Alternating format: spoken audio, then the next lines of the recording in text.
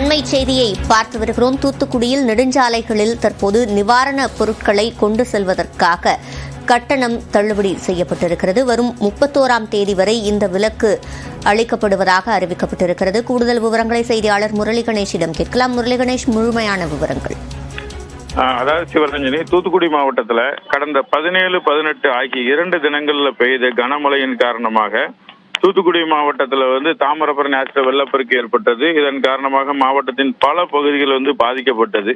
இந்த பகுதியில் பாதிக்கப்பட்ட மக்கள் இங்கிருந்து பல இடங்களுக்கு இடம்பெயர்ந்து செல்லக்கூடிய நிலைமை என்பது ஏற்பட்டிருக்கிறது. இப்படி பாதிக்கப்பட்ட பகுதிகளுக்கு பல இடங்கள்ல இருந்து நிவாரணப் பொருட்கள் நேரடியாக கொண்டு வர்றதுக்கான நடவடிக்கையை மாவட்ட நிர்வாகம் எடுத்திருக்கிறது.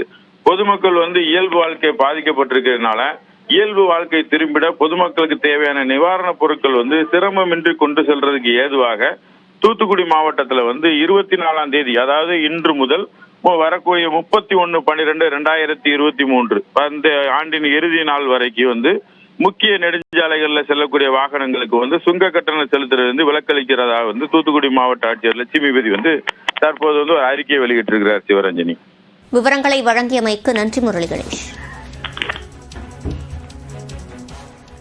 மறைந்த நடிகர் போண்டாமணியின் உடலுக்கு பல்வேறு தரப்பினரும் கண்ணீர் மல்க அஞ்சலி செலுத்தினர்.